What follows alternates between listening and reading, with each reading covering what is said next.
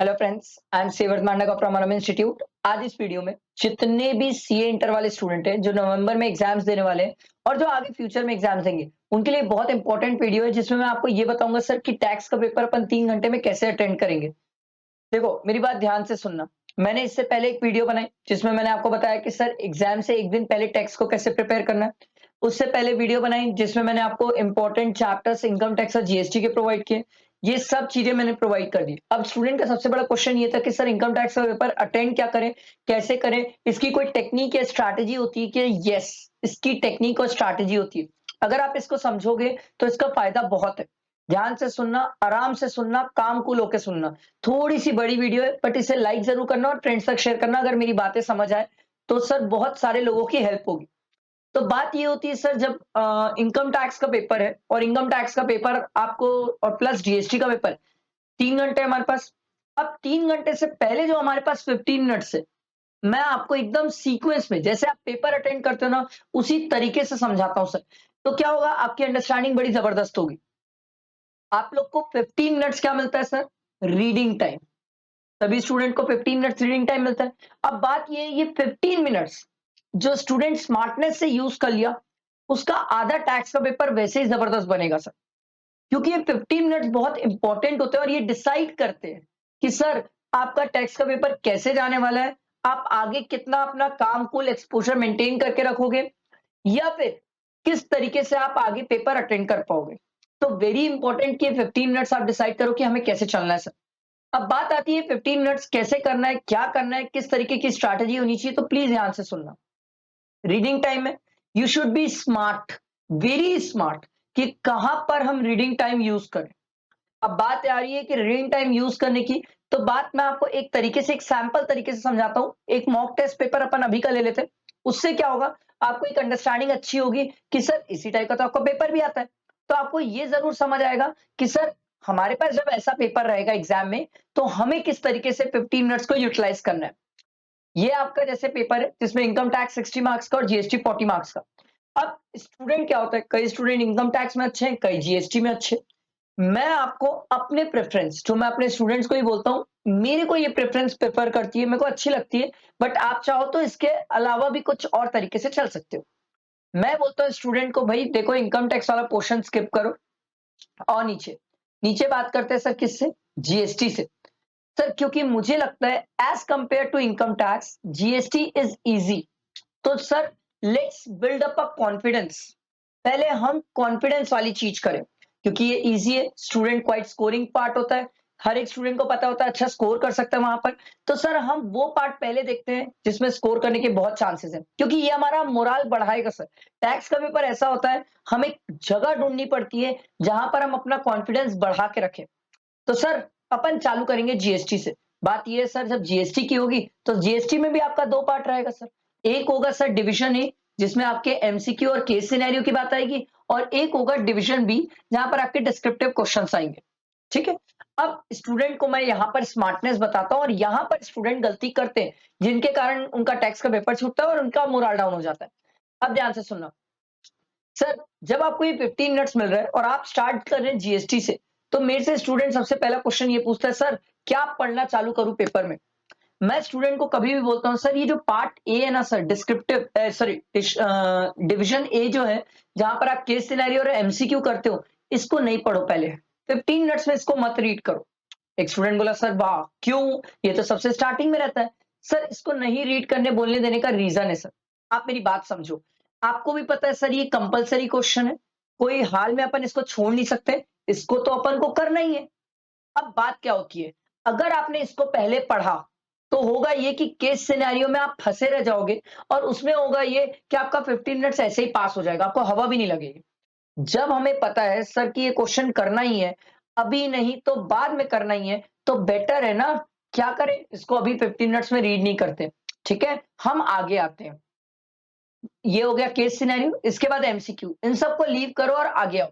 अब आते हैं डिवीजन बी में। डिवीजन बी में होता है डिस्क्रिप्टिव क्वेश्चन, जिसमें क्वेश्चन वन क्या है, कंपलसरी। अब मेरी बात ध्यान से सुनना। इंस्टीट्यूट एक बहुत प्यारा सा ट्रैप क्रिएट करती है जिसमें स्टूडेंट फंसता है, सभी फंसते हैं। सर अगर आप डिस्क्रिप्टिव क्वेश्चन पहला पढ़ोगे जो कि कंपलसरी है या केस सिनेरियो पहले पढ़ोगे तो आपका 15 मिनट्स ऐसे ही निकल जाएगा, क्योंकि इनमें एक ना एक ऐसा ट्रिकी पॉइंट होगा जो आपको सोचने में मजबूर करेगा और आपका पूरा टाइम निकाल देगा। तो हुआ ये, बच्चे का 10 मिनट निकल गया, अगर 15 मिनट से पढ़ने 15 मिनट पढ़ने का टाइम, उसमें 10 मिनट अगर इन्हीं चीज में निकल गया तो उसका मोराल तो वैसे ही गिर गया सर टेक्स्ट के पेपर में। Let's be smart. हम इंस्टीट्यूट के ट्रैप में क्यों फंसे? सर हम क्या करेंगे, अभी जो कंपलसरी वाला पार्ट है उसको सेट असाइड करते हैं, हम उसको सेट असाइड करते हैं और हम ये देखते हैं सर कि बाकी 3 क्वेश्चन में से हमें कितने करने हैं, 2 क्वेश्चन। आओ सर डिस्क्रिप्टिव का पहला छोड़ते हैं, आगे मूव करते हैं। उसके बाद हमें बचे 3 में से जो 2 क्वेश्चन करना है, अब यहां पर हम क्या करेंगे, क्वेश्चन 2, ठीक है, क्वेश्चन 3 और 4, ठीक, ये तीनों क्वेश्चंस को हम पढ़ेंगे सर। अब आप बोलोगे सर क्यों, ये तीनों क्वेश्चंस क्यों पढ़ेंगे? क्योंकि इन 3 में से हमें क्या करना है सर, 2 क्वेश्चन सिलेक्ट करना है, ठीक है, जो हमें सबसे बेस्ट आते हो।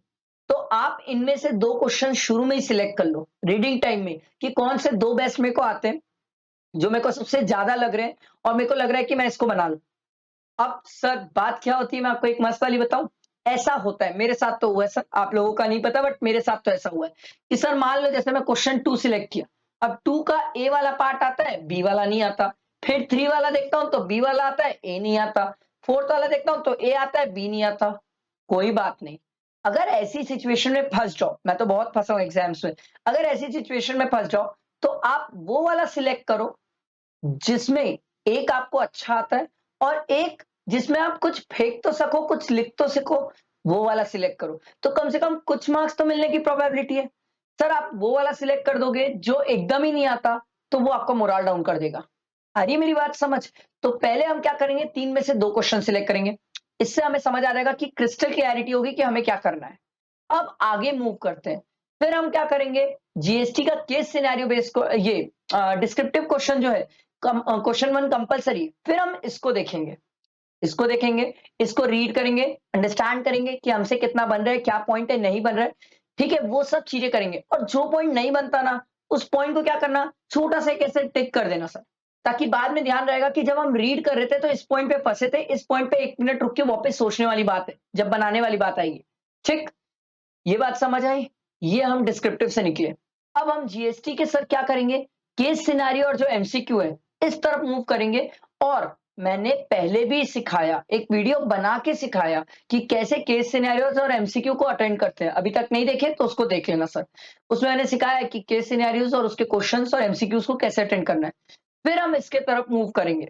हर एक स्टूडेंट का एक टारगेट होना चाहिए कि अगर वो जीएसटी अटेंड कर रहे हैं एग्जाम में तो 1 आवर में जीएसटी हो जाए, नहीं तो मैक्सिमम 1 आवर 10 मिनट्स। इससे ज्यादा अगर आपने जीएसटी दिया मतलब आप इनकम टैक्स में बैंड बजा दोगे। अब एक स्टूडेंट बोला सर एग्जाम में क्या सीक्वेंस में क्वेश्चन करना है? नहीं, आईसीएआई ने बकायदा बोला कि भैया सीक्वेंस में ना हो चलेगा, बट जब आप जीएसटी का पोर्शन स्टार्ट करोगे तो जीएसटी के क्वेश्चंस पूरे साथ में रखना।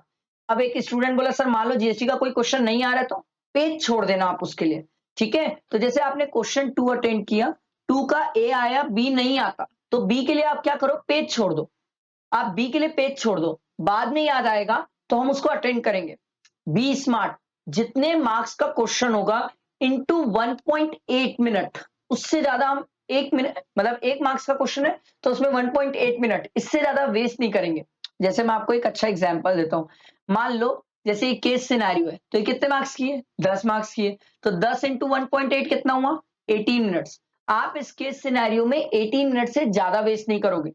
मैं इसीलिए बोलता हूँ एग्जाम से पहले 2 या 3 क्वेश्चन पेपर एमटीपी आरटीपी कुछ लिख के जाना चाहिए। होता ये है कि इससे आपकी एक प्रैक्टिस होती है, आपको ये समझ आता है कि टाइम कैसे मैनेज करना है। और टैक्स के पेपर में one of the very important thing is time management, क्योंकि अगर आपने टाइम मैनेज नहीं किया ना तो आप कितना भी पढ़ के चले जाओ सब बराबर है, क्योंकि वहां जाके हड़बड़ा जाओगे, पेपर बिगाड़ दोगे और क्वालिटी अलग बिगड़ जाएगी। आई मेरी बात समझ? ये शायद चीजें आपको क्रिस्टल क्लियर हुई, एकदम क्रिस्टल क्लियर। तो ये हमने जीएसटी का पोर्शन रीड किया, पेपर हमने समझ लिया। अब आगे मूव करते हैं, अब आते हैं इनकम टैक्स में। अब स्टूडेंट मुझसे पूछा सर इनकम टैक्स में क्या करें, क्या जो हम जीएसटी की अप्रोच थी वही इनकम टैक्स में भी फॉलो कर सकते हैं? Yes, now you are getting smarter. अब आपको क्या करना है, वैसे ही इनकम टैक्स में भी करना है। आप पहले क्या करो, डिवीजन बी में आओ, ठीक है, डिवीजन बी में क्वेश्चन 1 तो देखना ही मत। क्वेश्चन 1 तो सबसे बड़ा ट्रैप है। देखे मतलब आधा तो गया, गए, मोरल डाउन, सब डाउन। क्वेश्चन 1 पहले मत देखो। आप क्या करो, बचे 3 में से 2 क्वेश्चन सिलेक्ट कर लो।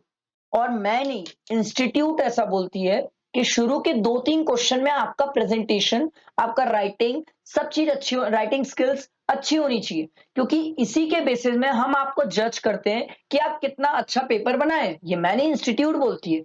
तो 20 मार्क, अब ऐसा नहीं है कि सर ज्यादा अच्छा दिखाने के चक्कर में पूरा 2 घंटा उसी में लगा दिए, नहीं।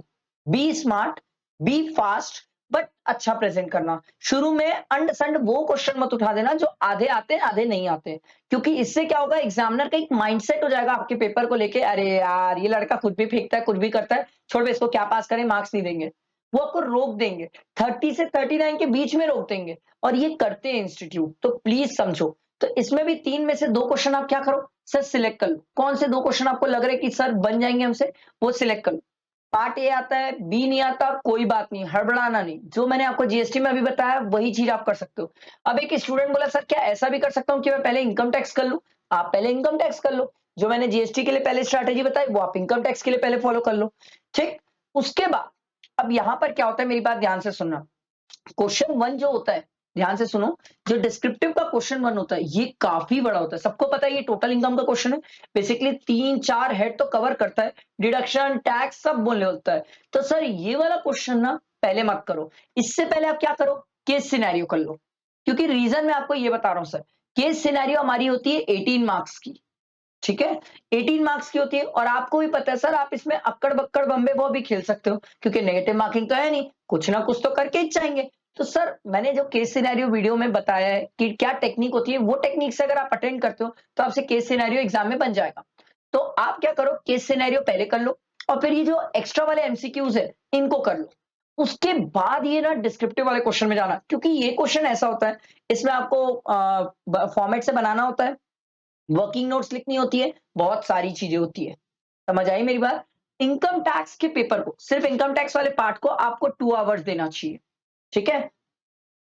अगर कोई स्टूडेंट पहले इनकम टैक्स स्टार्ट करे तो उसका टारगेट होना चाहिए कि 2 घंटे में इनकम टैक्स हो जाए। नहीं हुआ, वहां छोड़ दे, जीएसटी में मूव करे, पेज छोड़ दे। सर आप इंस्टीट्यूट को दे रहे हो ना पैसा, 1500 रुपए दे रहे हो ना एग्जाम फॉर्म, तो पेज बचा के कहाँ लेके जाओगे सर। आप छोड़ दो ना पेज, कोई बात नहीं, नहीं जमेगा आखिरी में काट देंगे, क्या दिक्कत है, बट पेज छोड़ दो, जीएसटी में मूव करो, उसको अटेंड करना स्टार्ट करो। आई मेरी बात समझ। बहुत सही माइंडसेट और बहुत तरीके से आपको समझना चाहिए सर, क्योंकि पेपर अटेंड करना टैक्स का इज एन आर्ट। इसीलिए बोल रहा हूँ एग्जाम से पहले 1 या 2 पेपर लिख के जाओ, तो आपको वहां पर समझ आएगा कि कहां पर क्या दिक्कत आ सकती है, क्या क्या मिस्टेक हो सकती है। अच्छा, one of the very important point, student ने मुझसे पूछा सर एक बात बताओ, कितने वर्किंग नोट लिखना चाहिए। वेरी जेन्युइन क्वेश्चन, कितना वर्किंग नोट लिखना चाहिए। मैं उसको बोला भाई देख, वर्किंग नोट उतनी लिख जितने में तेरा टैक्स का पेपर खत्म हो सके। एक बार बता, तू वर्किंग नोट 2 पेज तक लिखते जा रहा है और बाद में पता चल रहा है एक क्वेश्चन पूरा 12 मार्क्स का, 16 मार्क्स का छोड़ के आ गया, टोटल मतलब 2-3 पार्ट सब मिला के। तो क्या मतलब हुआ भाई इतनी वर्किंग नोट का। 20 मार्क। अगर आपने एक वर्किंग नोट कम दी और एक क्वेश्चन 4 मार्क्स का अटेंड कर लिया, तो उस 4 में से आपको 2 या 3 मिलने की ज्यादा प्रोबेबिलिटी है एज कंपेयर कि एक वर्किंग नोट ना लिख के आधा मार्क्स कटे। 20 मार्क। मैं ऐसा नहीं बोल रहा वर्किंग नोट नहीं लिखना, लिखना, बट जितनी जरूरत हो। आपको लगे सर एक्सेस हो रहा है, छोड़ दो, अति में वर्किंग नोट के पीछे मत जाना। वर्किंग नोट तो लिखना ही सर, नहीं लिखोगे तो फिर तो वो मार्क्स ही नहीं देंगे। वर्किंग नोट लिखना, बट ऐसा नहीं कि लिखते ही जा रहे हैं वर्किंग नोट, क्योंकि वो आपका बहुत टाइम ले जाएगा। ये ऐसे कुछ पॉइंट्स है जो एग्जाम में आप फेस करोगे सर, ये सब चीजें आएगी। टैक्स पेपर में बहुत इंपॉर्टेंट बात, जब आप ये 15 मिनट्स रीडिंग का टाइम यूटिलाइज कर लोगे, उसके बाद आती है पेपर लिखने की बात। अब मेरी बात एकदम और ध्यान से सुनना, क्योंकि जब पेपर लिखने जाते हैं तो यहाँ यही तो मेन बात है। कई बार क्या होता है, स्टूडेंट ऐसा बोलते हैं सर जब हम पेपर लिखना स्टार्ट कर रहे थे, अचानक से सब ब्लैंक हो गए, पूरा भूल गए। ऐसा जब पढ़ रहे थे तो लगा सब आता है, सब आता है, और जब लिखने गए तो सब भूल गए सर। ऐसा होता है, ऐसा नहीं है ये आपके साथ हो रहा है, पूरी दुनिया में सबके साथ होता है। इस टाइम में आपको क्या करना चाहिए, बिलीव मी, इस टाइम आपको क्या करना चाहिए, जो आप 1 मिनट पेपर को रुको, आप 1 मिनट अपने दिमाग को बताओ कि जो मैंने प्लान किया था मैं उसी प्लान के हिसाब से चलूंगा। होता ये क्या होता है, जब एकदम से बैल बजती है, हड़बड़ाहट आती है, सबको देखते हैं दनादन पेपर पलटना चालू कर रहे हैं, तो वो उस हड़बड़ाहट और डर में क्या होता है, बच्चा जो प्लान किया था उस प्लान को साइड कर देता है और फिर अचानक से कुछ भी करना चालू कर देता है। तो वो कुछ भी करना जब चालू करता है ना, तो हड़बड़ाता है, मोरल डाउन होता है, पेपर बिगाड़ता है, क्वालिटी ऑफ राइटिंग बिगड़ जाती है, सब बिगड़ जाता है। ये आप नहीं, मेरे साथ तो बहुत होता था। तो ये सब चीज़ें समझो, ये सब चीज़ें एग्ज़ाम में फ़ील होगी आपको, ऐसा होता है। इसी टाइम जो स्टूडेंट काम कूल रहे, अपने आप को नॉर्मल करके रखे, वही स्टूडेंट चीज़ें क्लियर करता है और उसी का पेपर अच्छा बनता है। जो स्टूडेंट थोड़ा भी हड़बड़ाया, उसकी तो बैंड वहीं बननी है सर। क्योंकि सर टैक्स पेपर ऐसा नहीं है जिसमें आप हड़बड़ा सको sir. You need to be very much relaxed. अच्छा, एक खास बात और बताता हूँ, पता है? टैक्स के पेपर में मान लो किसी ने, ये एक one of the biggest source of depression है। जैसे कि आप लिख रहे हो और साला किसी ने शीट माँग लिया या किसी ने पहला पेज आपसे पहले पलट दिया। आधा दिमाग में, अरे भाई क्या लिख रहा है वो? उसका तो पहला पेज पलट गया, साला मैं तो अभी चालू किया हूँ, अभी मेरी तो 2 लाइन हुई है, अभी क्या कर रहा है वो? सर, ज़्यादा पेज पलटने वाले लोग भी फेल होते हैं और कम पेज पलटने वाले भी टॉप कर लेते हैं। सर, किसी के पेज पहले पलटने या बाद में पलटने से कोई फ़र्क नहीं पड़ता। आप अपने आप से फाइट करो, अपने आप को जज करो, अपने आप से कंपेयर करो। Don't compare, don't think about others. कौन क्या कर रहा है, घंटा फ़र्क पड़ता है। जिसको जो करना है करने दो, ऐसी-तैसी कराए। अपन अपना देखेंगे, अपना दिमाग लगाएँगे, अपना सोचेंगे सर। अगर आप इस तरीके से माइंडसेट से दिमाग में जाते हो और इसी तरीके से अगर आप एग्ज़ाम प्रेज़ेंट करते हो और बैठते हो, विश्वास करो टैक्स का paper will be ultimate. I know ये वीडियो थोड़ी-सी लंबी थी, बट मेरे को लगा इनमें हर वो बात है जो काम की है, जो एक स्टूडेंट फ़ील करता है एग्ज़ाम में। मैंने बहुत फ़ील की है, तो मैंने आपको शेयर किया सर। मैंने अपने फेलियर से बहुत सीखा है। मैं नहीं चाहता कि मैं जो दिन देखा हूँ, वो मेरे स्टूडेंट कोई भी देखे। ठीक है? आई होप आपको चीज़ें समझ आई होगी। फ्रेंड्स को शेयर करना बहुत काम की बातें हैं इसमें, ठीक है? और बहुत सारी चीज़ें जो आपको हेल्प करेगी सर, ठीक? आप मेरे साथ बने रहो चैनल में एंड तक। वादा है मेरा कि मैं एग्ज़ाम से 1.5 डेज़ पहले आपके साथ रहूँगा। चाहे कुछ भी हो जाए, जी-जान लगा के मैं आपके साथ रहूँगा, ठीक है? चलो, थैंक यू फ्रेंड्स।